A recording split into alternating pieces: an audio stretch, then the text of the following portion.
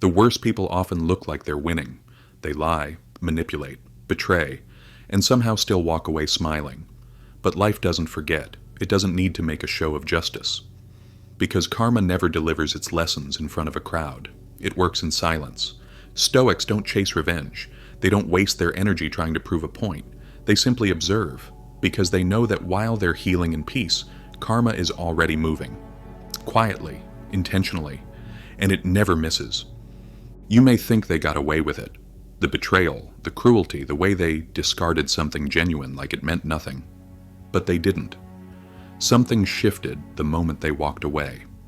And now, life is whispering to them in a language only they understand. Guilt, regret, self-doubt, and consequences no one else can see. The truth is, the loudest karma doesn't shout. It lives in the quiet hours, the moments when they're alone, the nights when the weight of what they did can't be silenced anymore. This isn't about revenge. This is about truth. And truth doesn't need to scream. It sits patiently and lets people meet the version of themselves they tried to avoid. Nothing feels heavier than pretending you're okay when you're not. But karma doesn't care about appearances. It works where no one is watching, through thoughts, through patterns, through invisible losses that slowly add up until they finally break. And when they do, no post, no partner, no performance can hide the reality of what they feel. In this video, we're going to explore 6 powerful and silent signs that someone is already receiving their karma, not in a courtroom, not on social media, but in their mind, in their spirit, and in the quietest parts of their life. You won't see it happening, but they do. And by the end of this video, you'll understand exactly how the universe teaches the hardest lessons without making a sound. Sign number 1. When they start acting like they've never been happier.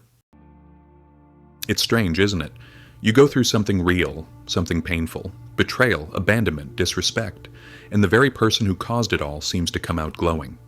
They post endless stories with perfect lighting, new adventures, new friends, and captions like healing or finally free.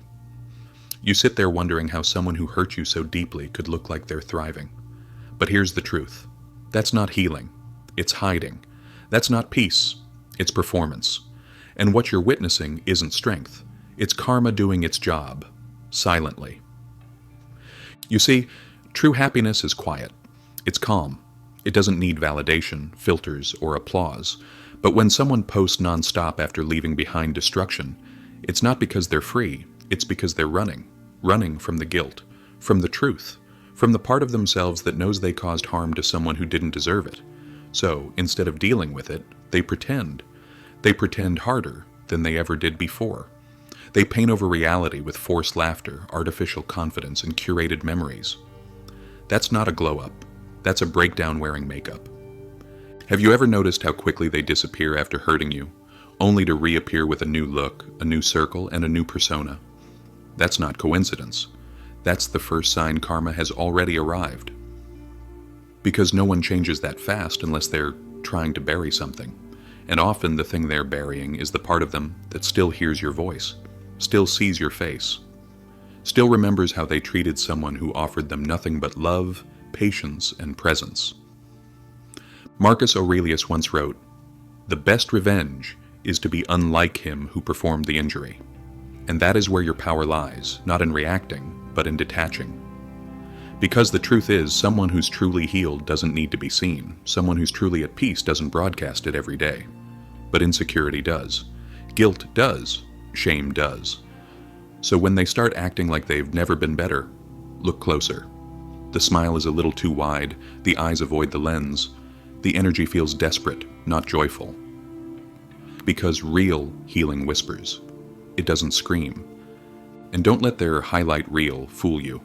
They might post photos in places you two never went. They might show off someone new who looks nothing like you. They might even quote Stoicism, pretending they've moved into a deeper phase of self-awareness. But healing doesn't begin when you jump into someone new. It begins when you sit with what you've done.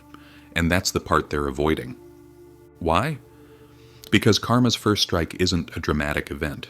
It's self-awareness. It's the subtle discomfort that creeps in when they realize you weren't the problem. When they remember that you stayed up late for them, believed in them, forgave them, and they threw it away without blinking. That memory doesn't just vanish. It revisits them when the party ends, when the phone goes silent, when the world stops watching. That's when karma speaks the loudest, not with punishment, but with realization. What's even more powerful is this. You don't need to do anything. You don't need to text them. You don't need to check their feed. You don't need to hope they're suffering. Because they already are, but not in a way you'd expect. They're suffering under the weight of pretending, of waking up every day and performing like they've moved on, even though part of them is still stuck in the last real connection they sabotaged. That kind of guilt?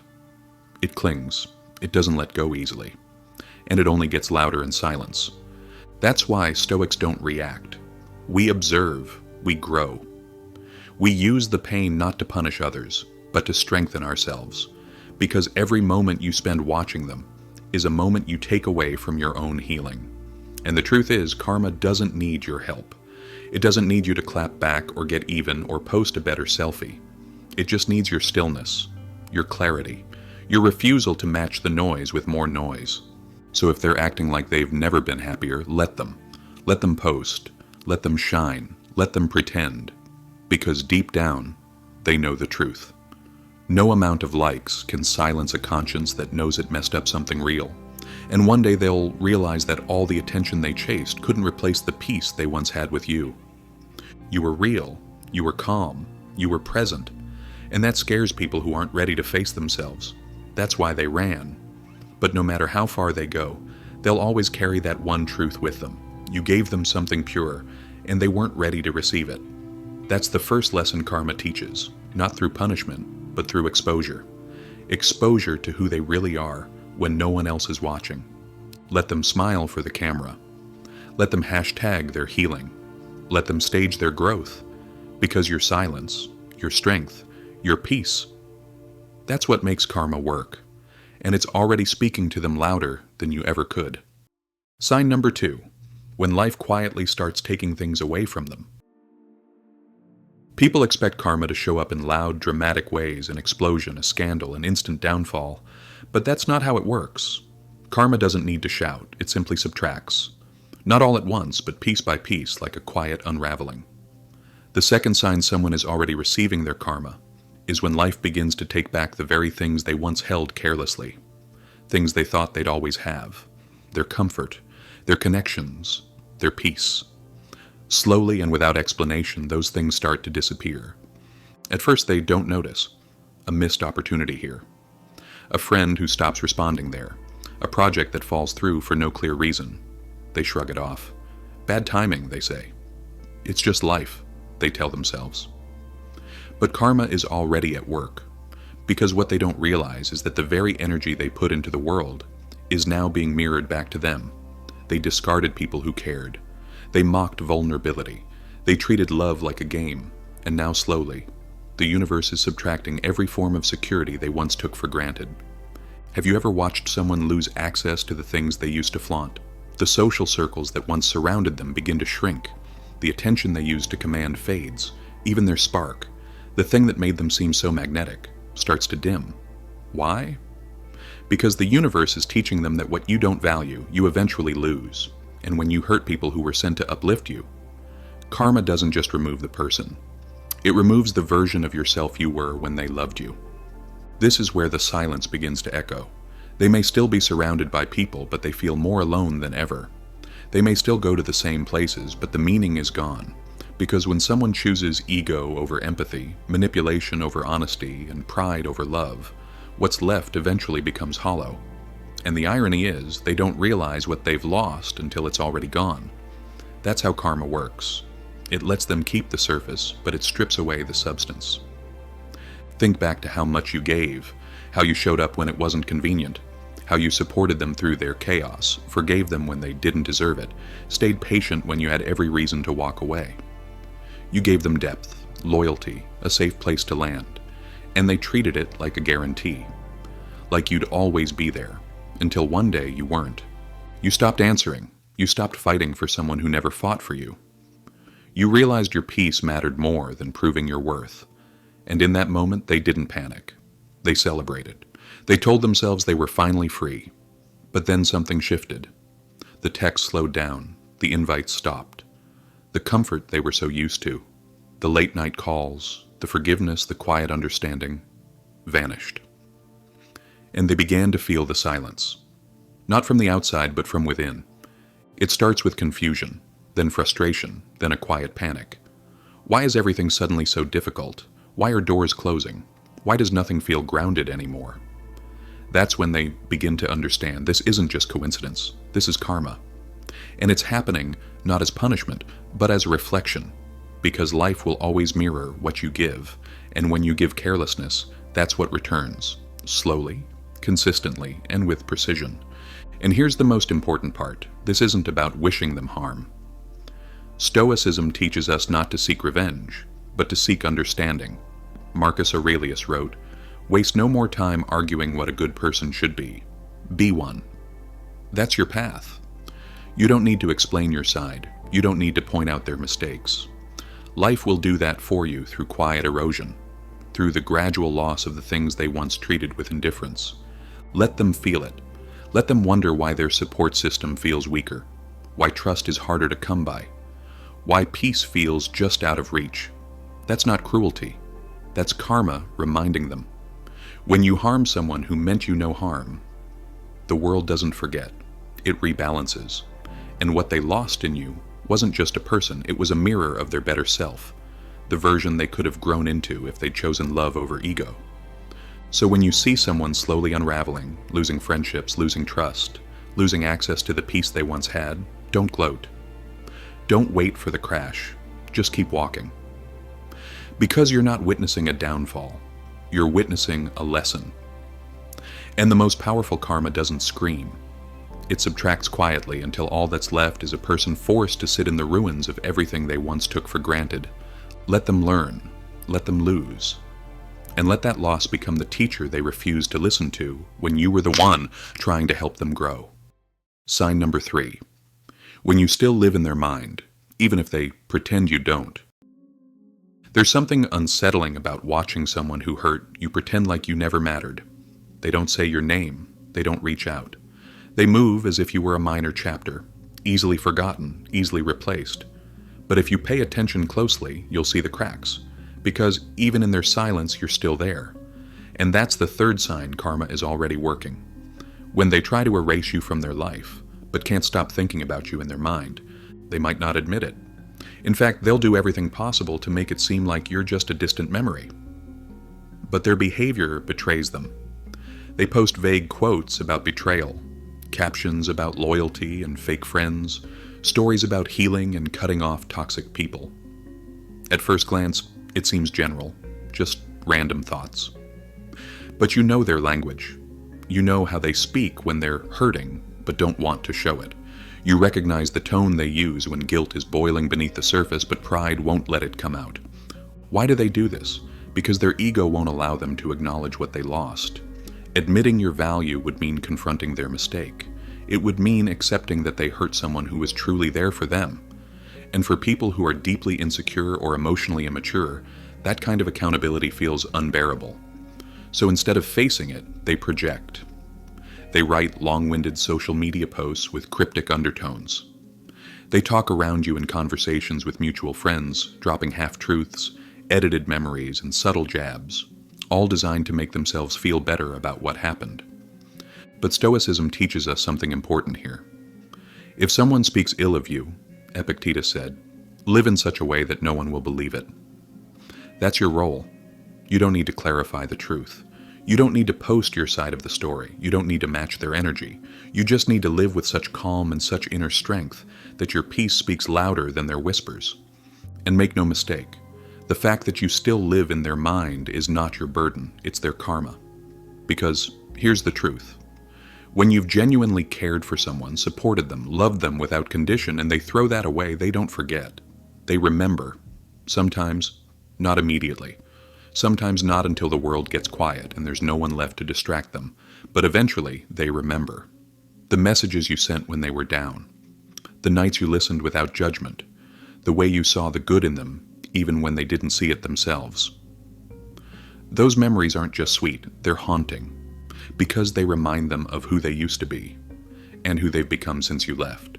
And so they turn to subtle expressions of regret, masked as empowerment. Some people never knew what they had. Not everyone deserves my energy anymore. At first you might feel confused, even hurt, wondering if they're attacking you. But look deeper. They're not trying to hurt you. They're struggling with the pain of realizing that they hurt themselves when they lost you. And now they're trapped in a loop of silent obsession. They don't want you back, but they want the feeling you gave them, the safety, the calm, the presence. And what haunts them most is knowing they can't recreate it with anyone else. This is karma's quiet revenge, not with drama, not with chaos, but with reflection. The mirror is now in front of them. And what they see isn't who they thought they were. They see someone who once had something real and let it go.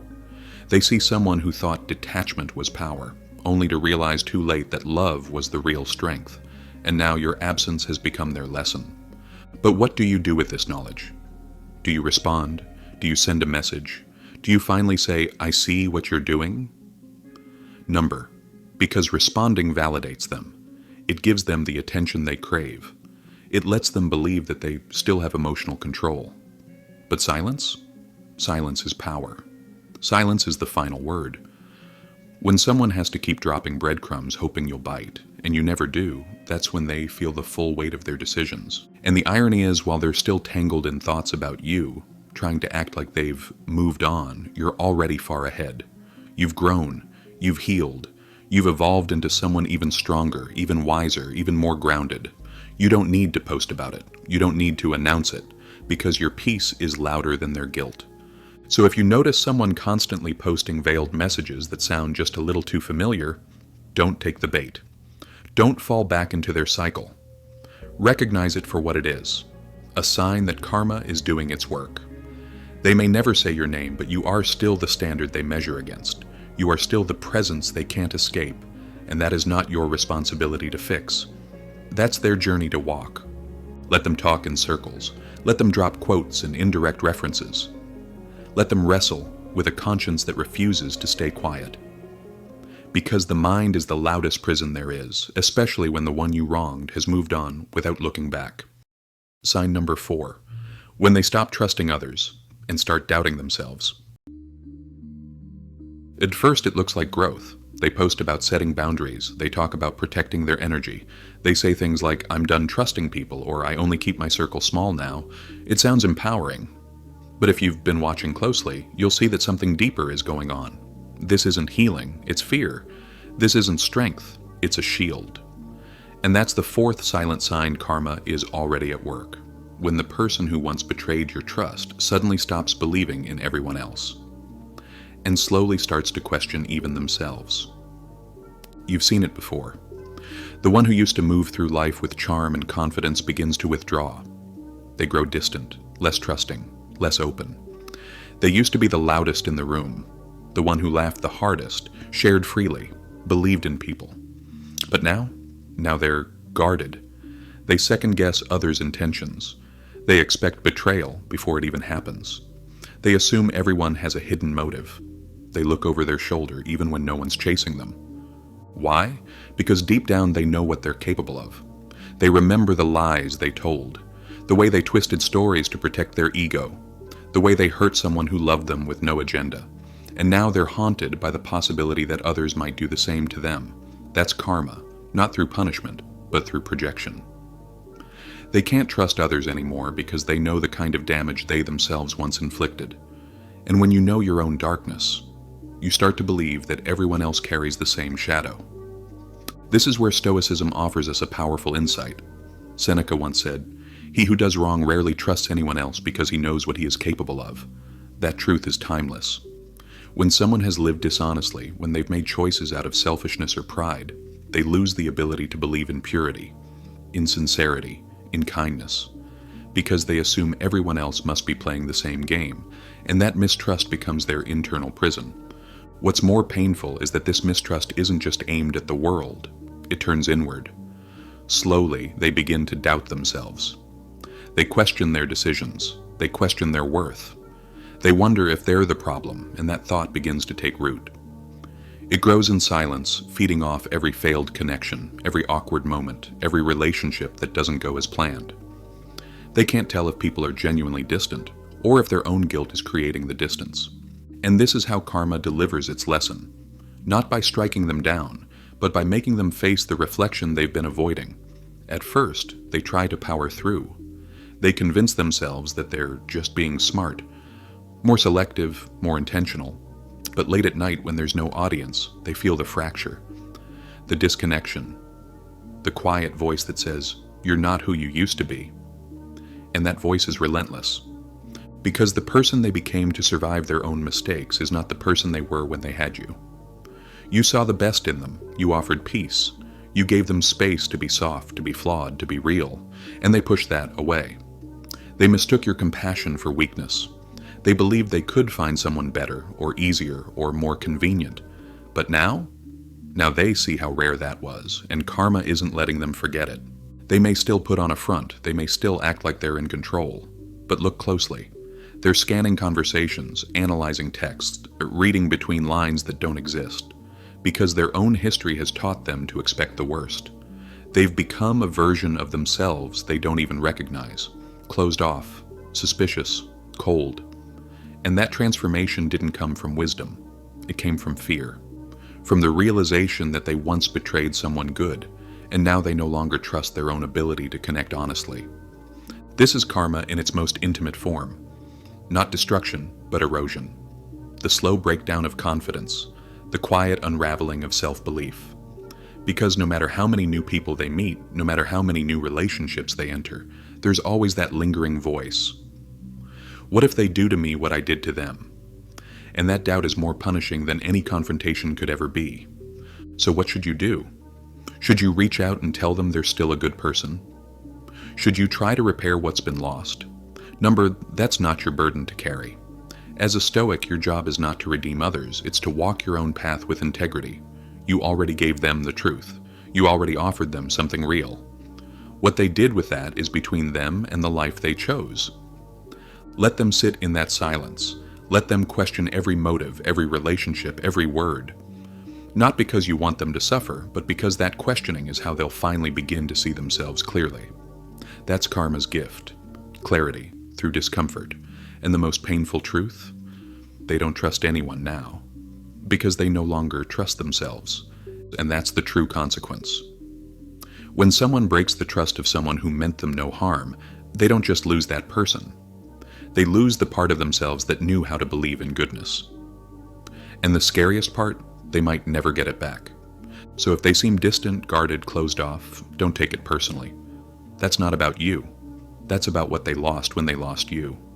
And the longer they carry that doubt, the more they realize that the betrayal wasn't just against you, it was against the best version of themselves. And that's a wound karma never stops revealing. Let them wrestle with that. Because that silence, that fear, that self-doubt, that's not yours to heal. It's theirs to live through. Sign number 5. When life sends them someone just like them. Sometimes karma doesn't arrive with punishment. It doesn't show up with thunder or vengeance. Instead, it arrives quietly, disguised as a person, and not just any person, but a mirror, a reflection, someone who treats them exactly the way they treated you. And that's the 5th undeniable sign that karma is already unfolding. When life introduces them to someone who is just like them. At first, it feels like destiny.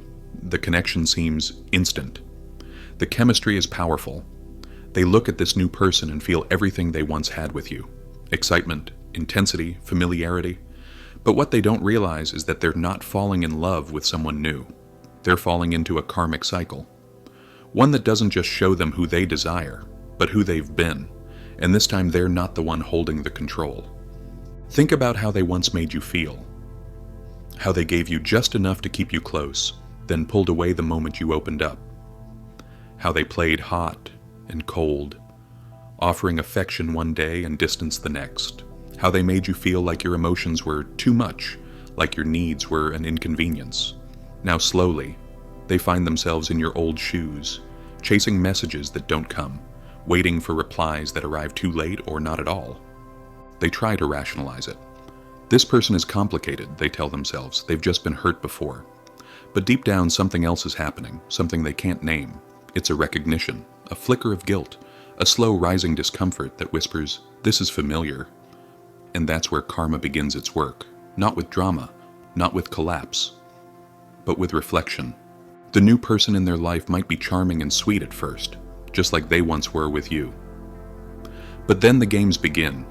The emotional unavailability creeps in, the criticism masked as jokes, the sudden withdrawal after a moment of closeness.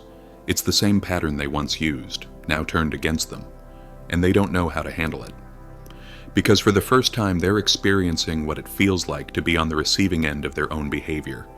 They give more, but it's not enough. They try harder, but it never feels reciprocated.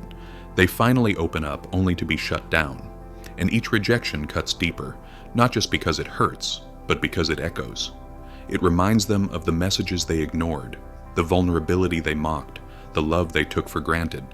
And now, no matter how much they try to fix it, they can't escape the truth. This is what I did to someone who never wanted to see me hurt. This is karma's most poetic lesson, because it doesn't aim to destroy.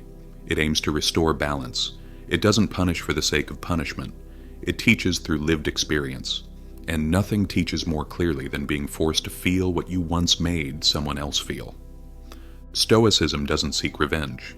Marcus Aurelius once said, "The best revenge is to be unlike him who performed the injury." That's your role, not to clap back, not to wait for their downfall, but to rise into a version of yourself that no longer needs to prove anything to the past. Because karma isn't something you control, it's something life handles with precision and timing. And when someone meets their reflection, they don't need anyone to explain the message. They feel it. They feel it when they realize they're being emotionally toyed with, when they realize they're begging for commitment from someone who doesn't value them, when they catch themselves refreshing the screen, waiting for a reply that never comes, just like you used to do.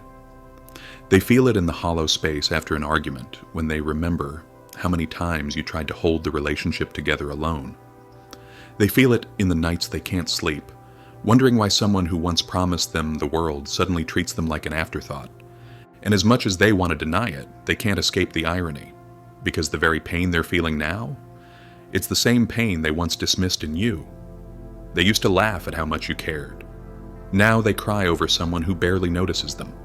They once rolled their eyes at your emotional honesty. Now they open up, only to be met with sarcasm and indifference. And for the first time they realize that the problem wasn't that you were too emotional. The problem was that they never knew how to appreciate someone who actually showed up with love. This realization doesn't come all at once. It creeps in during the quietest moments, before bed, after a long day, in the pause after another failed attempt to connect. And in that silence, a horrifying thought begins to surface. I became the very person I now can't stand, and that thought lingers. It doesn't go away, because they're not just being hurt, they're being mirrored, and the mirror doesn't lie. You don't need to witness it. You don't need to hear the apology or get the confession. That's not the point. The point is that life has its own way of restoring equilibrium. You gave without manipulation. You stayed loyal when it wasn't easy. You forgave when you were hurt. And instead of honoring that, they took it for granted. So now life has sent them someone who gives them everything they gave to you: distance, confusion, emotional games. This isn't about revenge. It's about revelation. Because nothing changes a person more than having to feel the pain they once denied. And while you've been healing, evolving, and moving forward, they've been caught in a karmic loop that shows them what it feels like to be on the other side. That's the beauty of the Stoic path. You don't need to shout your truth. You don't need to prove your worth. You just need to live with such grace and inner discipline that karma has no choice but to do the talking for you. So let them meet their match. Let them feel the confusion, the insecurity, the heartbreak. Not because you wished it on them, but because the universe always returns us to the lessons we refuse to learn. And no matter how far they run, how many people they chase, how many stories they tell, the mirror will always find them. Because that's how karma works. It doesn't scream. It reflects. And when they finally ask, "Why is this happening to me?" they won't need anyone to answer. Deep down, they'll already know. Sign number 6. When they lose access to the person they were when you loved them. Sometimes karma doesn't take away the things around a person. It doesn't just subtract relationships, opportunities, or attention. It does something far more personal, far more painful. It takes away who they were when they were loved by someone pure. That's the sixth and most powerful sign that karma is silently working, when they no longer recognize the version of themselves that existed when they still had your love. At first they might not notice. They keep moving. They keep performing. They convince themselves they're doing better. But over time, the mask begins to slip, and what they start to feel is not just the absence of you, it's the absence of who they used to be around you. The calm, the joy, the freedom to be imperfect and still feel accepted. You created a space where they could breathe, where they didn't have to compete, where they didn't have to perform. And now that you're gone, so is that space. And with it, the best parts of who they once were. You see, when you truly care for someone, you don't just offer them love, you offer them a mirror of their potential. You reflect back to them the version of themselves that is kind, capable, and worthy. That's why losing a person like you doesn't just leave a hole in their life, it creates a fracture in their identity. They used to be better when they were with you, even if they never said it, even if they pretended they didn't notice. But now they do. And karma makes sure of that. Because every new relationship they enter feels thinner, every connection more surface level. The laughter isn't as deep, the comfort doesn't feel real. And they try to recapture that old version of themselves, the one who felt safe, confident, calm. But it's gone. Not because they're incapable of love, but because they lost the one person who unlocked that part of them. And that kind of loss isn't something you can fix by moving on. It lingers, it follows them. It shows up in conversations that feel forced, in moments that should be joyful, but feel empty. In the quiet realization that nothing has felt the same since you left. And here's the part they'll never say out loud. They know it's their fault. No one had to punish them. No one had to call them out. Life did the work. The memory of how they pushed away someone who was all in. The image of you walking away, not with bitterness, but with quiet strength. That memory replays when the room goes silent, when their phone doesn't ring, when they look in the mirror and feel like a stranger to themselves. Stoicism teaches us that peace is internal, that we should not rely on others to bring us happiness, but it also teaches us to be self-aware, to understand when our actions betray our own values. And that's the true punishment here, not public humiliation, not chaos, but the internal erosion of character. The fading of a version of themselves they actually liked, because that version only existed when they were with someone who made them feel seen without judgment. So what does karma do? It lets them chase replacements, lets them try to find a similar feeling in someone else. But no matter how much they try, they can't recreate the past. They can't replicate the emotional security, the late-night talks, the unspoken understanding, because those things weren't part of a moment, they were part of you. And now that you're gone, so is the foundation they stood on. And now they're building everything on shaky ground. And it doesn't matter how much they try to pretend, even if they smile for the camera, even if they claim they've found someone better. They feel the difference, they feel the downgrade, not just in the relationship, but in who they've become. They're less open, more anxious, more reactive. Because losing someone who brought out the best in you doesn't just leave a void, it changes you. This is karma's final stroke. It strips away the illusion that they can be the same without you, that they can discard something real without consequence. And while you grow, evolve, and rediscover yourself, they remain stuck in a loop, remembering what they once had and realizing too late what it really meant. You might wonder, do they think about me? Do they regret what they did? And the answer is yes, but not just in the way you think. They don't just miss your presence. They miss the way they felt around you, the version of themselves that was lighter, freer, more grounded. And that version is now out of reach, not because of time, not because of distance, but because of the choices they made. They let go of the one person who made them feel safe enough to be soft, who made them feel whole without conditions, who loved them even when they weren't easy to love. And no matter who comes next, no matter what life brings them, they'll carry that loss. Not as a badge of honor, but as a wound that never quite closes. Because you weren't just a chapter. You were the turning point they never knew they needed. And they closed the book too soon. So don't wonder if karma is working. It is. It just doesn't work the way people expect. It doesn't scream or explode. It reflects. It humbles. It reminds. And in this case, it removes the the love, the light, and the version of themselves they once were when they had you. And the most powerful thing you can do now is exactly what the Stoics would advise. Rise, walk forward, don't look back. Because your growth, your strength, your peace, that's the closure, that's the proof. You've already evolved into someone they'll never get access to again. Not because you're cruel, but because you're finally protecting the value they couldn't see.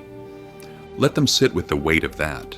Let them mourn not just the loss of you, but the loss of themselves. Because that is karma at its most complete. You've now seen 6 quiet but undeniable signs that someone is already receiving their karma. Not through chaos, not through collapse, but through the silent weight of lost peace, trust, and self-respect. That's how karma works. It doesn't shout, it reflects. And your role? It's not to punish, it's not to prove, it's to rise. Stoicism teaches us to lead with inner strength, not reaction. So don't chase closure. Don't wait for apologies. Let life handle what it always does, with precision and silence. Because while they're stuck repeating old patterns, you've already moved on, evolved, grown. And that's not revenge, that's power. If this message resonated with you, share it with someone who needs to hear it. Like the video to support this message, and subscribe if you're walking your own path of clarity and quiet strength.